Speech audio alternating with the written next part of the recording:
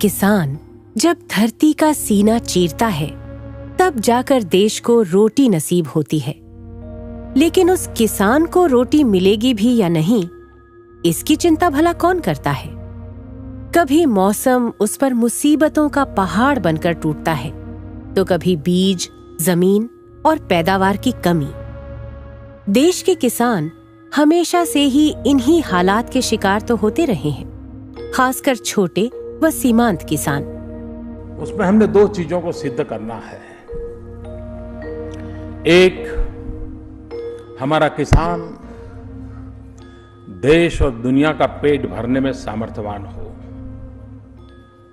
और दूसरा, हमारी कृषि किसान का जेब भरने में सामर्थ्यवान हो।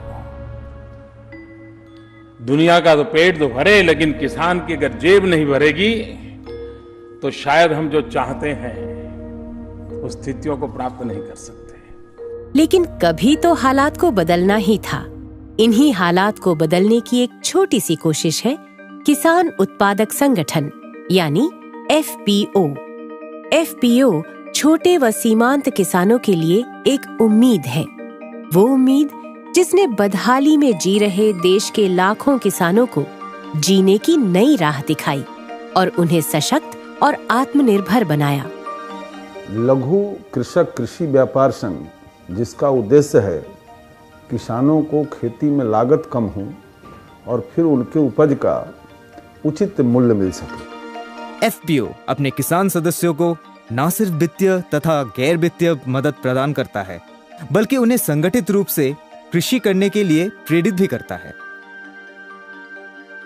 ये किसानों को बाजार में बेहतर सौदेबाजी के लिए सक्षम बनाता है, साथ ही लेन देन आदि की प्रक्रिया को सरल बनाता है।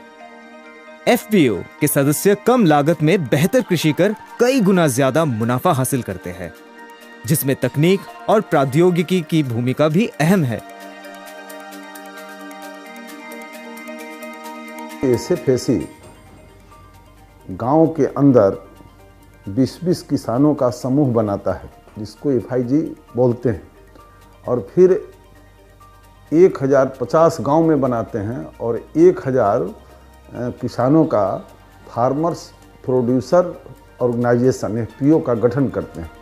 कुछ समय पहले किसी को भी अंदाजा नहीं था कि एफपीओ को इतनी बड़ी सफलता हासिल होगी। लेकिन कहते हैं ना, जहां चाह वहां राह।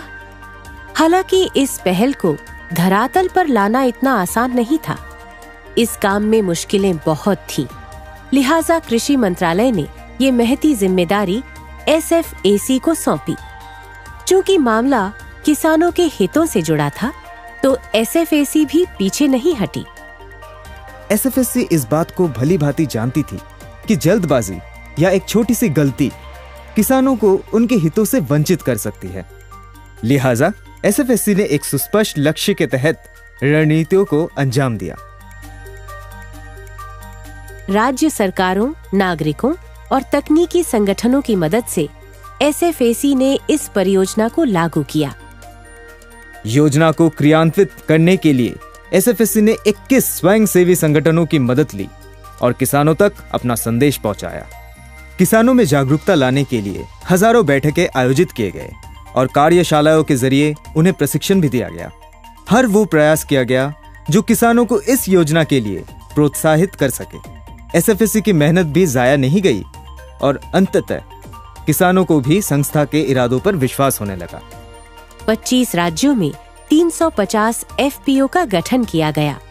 खास बात यह है कि इन एफपीओ के जरिए करीब 3,85,000 किसान संगठित हुए। एफपीओ की शर्तों के मुताबिक उन्होंने सदस्यता हासिल की और सामूहिक कृषि के जरिए बेहतर परिणाम हासिल किए। एक वो दिन था और एक आज का दिन है।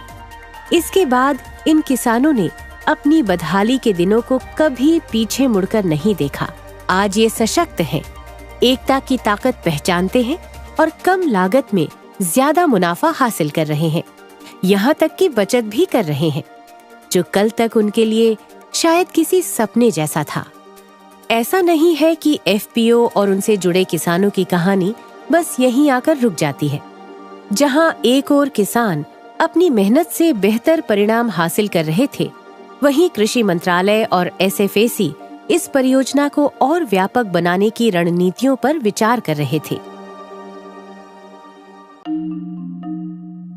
यही वजह है FPO को सशक्त बनाने के लिए कृषि दूत योजना को अस्तित्व में लाया गया। इस योजना में किसानों को करीब 8 करोड़ मोबाइल संदेशों के जरिए फसलों व मंडी के भावों की जानकारियां प्रदान की गई और कृषि संबंधी मदद भी मुहैया की गई। और योजना में सहायक RML के बहुभाषी कॉल सेंटर के टोल फ्री नंबर का इस्तेमाल कर 20,000 से अधिक समस्याओं व शिकायतों का निदान किया गया। साल 2013 में कृषि दूत को सूचना एवं संचार प्रौद्योगिकी के माध्यम से एक इलेक्ट्रॉनिक प्लेटफॉर्म का स्वरूप प्रदान किया गया, जिसके द्वारा किसान बेहतर बाजार तलाश पा रहे हैं और अपने उत्पादों की सही कीमत भी हासिल कर रहे हैं। कृषि दूत जहां किसानों को तकनीक से जोड़ने में सहायक सिद्ध हुआ, वहीं उत्पादक संगठनों को मजबूती प्रदान करने के लिए न्यूनतम समर्थन मूल्य पर खरीदी करने के लिए धन, तकनीक और माल व्यवस्था सहायता प्रदान की गई एवं खरीदी मॉडल स्थापित किया गया। इस कार्य के लिए SFAC को नवंबर 2012 में केंद्रीय खरीदी एजेंसी के रूप में कृषि एवं सहकारिता विभाग द्वारा नामित किया गया। 6 राज्यों गुजरात, महाराष्ट्र, आंध्र प्रदेश, मध्य प्रदेश, कर्नाटक और राजस्थान में 244 करोड़ रुपयों की दलहन एवं तिलहन की खरीदी की गई, जिससे लगभग 30,000 किसानों को न्यूनतम समर्थन मूल्य का लाभ मिला। आदरणीय प्रधानमंत्री श्री नरेंद्र मोदी जी के स्वप्न को साकार करते ये कृषक उत्पादक संगठन जमीनी अनुभवों से कृषि सुधार की दिशा में सकारात्मक परिणाम हासिल कर रहे हैं। किसानों को बेहतर बाजार उपलब्ध कराने एवं उत्पादक संगठनों को नए अवसर प्रदान करने की राह में कृषि मंत्रालय और SFAC के प्रयासों की कड़ी में दिल्ली किसान मंडी एक अहम उपलब्धि है। किसान मंडी थोक व खुदरा उपभोक्ताओं को सीधे FPO से जोड़ती है। FPO तथा उत्पादक संघों को अपने उत्पाद की बिक्री के लिए बेहतर वातावरण प्रदान करना किसान मंडी का मूल उद्देश्य भी है। किसान मंडी वह स्थान है जहां उन्हें विक्रय के लिए स्थान आवंटित किया जाएगा और उत्पादों को सुरक्षित रखने के लिए गोदाम एवं कोल्ड स्टोरेज की सुविधा भी प्रदान की जाएगी। दिल्ली किसान मंडी का शिलान्यास 25 सितंबर 2014 को अलीपुर में माननीय केंद्रीय कृषि मंत्री श्री राधा मोहन सिंह द्वारा किया गया।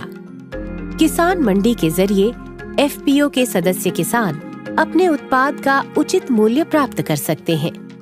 कृषि मंत्रालय व SFAC द्वारा दिल्ली में किसान मंडी की स्थापना की पहल निश्चित रूप से इस क्षेत्र में नया अध्याय स्थापित करेगी। लेकिन हमारा लक्ष्य है कि देश के हर गांव के किसानों का ग्रुप बनाकर फिर उनका FPO बनाकर उस कंपनी का रजिस्ट्रेशन कराकर और उनको इनपुट मुहैया कराया जाए उचित कीमत पर और फिर उत्पादित सामान का उचित दाम उनको मिल सके। किसान मंडी का निर्माण करना ये इसका लक्ष्य है और इसका बड़ा लाभ किसानों को मिल रहा है। जिन जिन इलाकों में इसका गठन हो चुका है वहाँ के किसानों को इसका बहुत लाभ मिल रहा है और उपभोक्ताओं को भी लाभ मिले, इसके लिए दिल्ली किसान मंडी ने अभी हाल में प्रयास शुरू किया। FPO की अवधारणा को लेकर देश को उम्मीद बंधी है कि इसके जरिए बेहतर कृषि व्यवस्था स्थापित की जा सकती है। लगातार मिल रही सराहनाओं ने कृषक उत्पादक संघ की नींव को और भी अधिक मजबूत किया है।